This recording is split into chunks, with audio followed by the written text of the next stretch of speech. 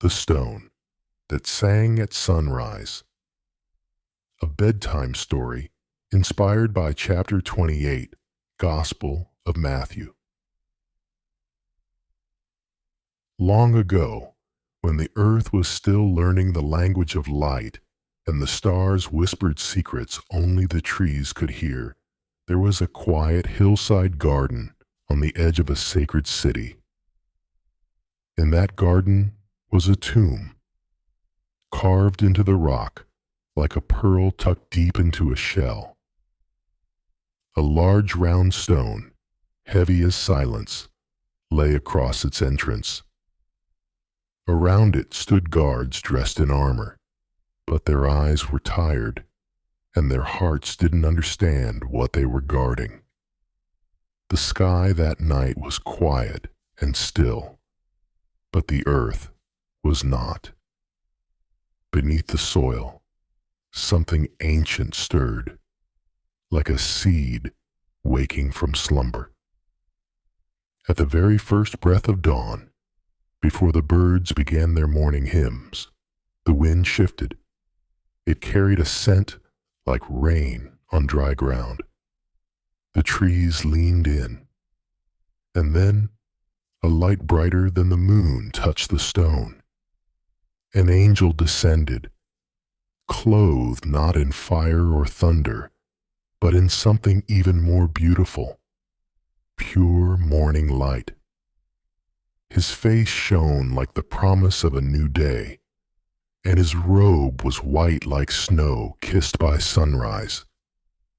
With hands gentle and strong, the angel touched the stone, and the stone, heavy with the memory of sorrow, rolled away. Not with a crash, but with a sound like a sigh, as though the earth itself was letting go of a long-held breath. The guards fell to the ground, not from fear, but from wonder, too heavy for their knees. And then came the women. 2 women, who loved the one laid inside, came before the sun had fully risen. Their names were Miriam and Joanna, and they carried spices and tears. But when they reached the tomb, they stopped. The stone was no longer in place. The tomb was no longer sealed. And the angel, still glowing with the morning, sat peacefully atop the stone. "Do not be afraid," he said, his voice as calm as the sea when it sleeps.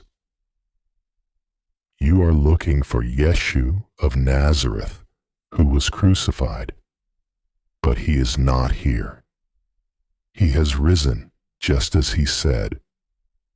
Their hearts swelled like sails catching a sudden wind. "Come," the angel said, "see the place where he lay. Then go and tell his friends. He is going ahead to Galilee. There you will see him." Miriam and Joanna looked into the tomb. It was not dark. It was not empty.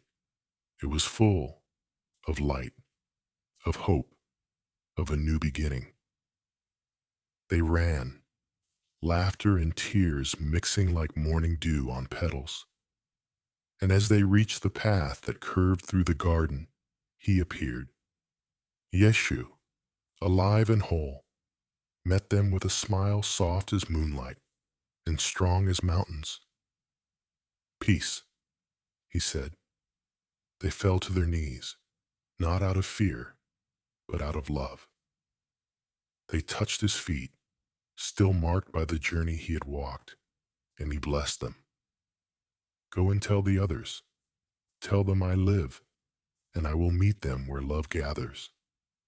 Far away, under the same sunrise, his friends gathered in Galilee, on a hill where they had once shared bread and laughter. There, Yeshu met them. He did not wear a crown, but the sky seemed to bow around him.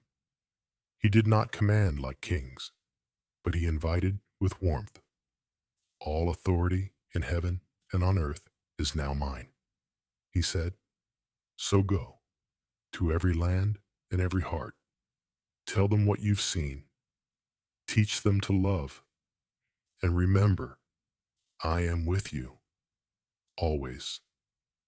And so, the story that began in a cradle beneath stars and passed through a cross beneath clouds continued into every sunrise and every heart willing to carry the light. Even now, some say, the stone at the garden still hums with the song of that morning.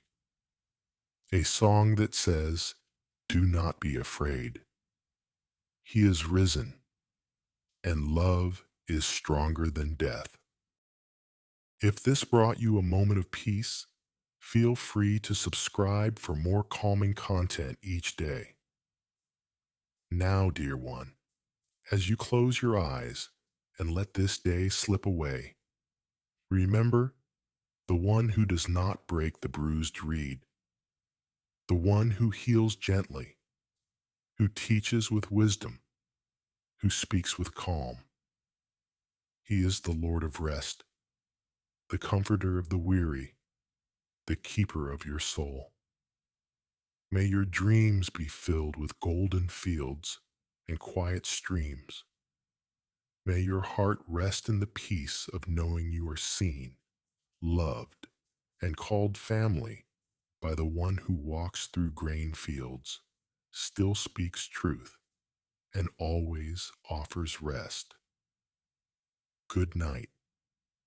Sleep peacefully in his embrace.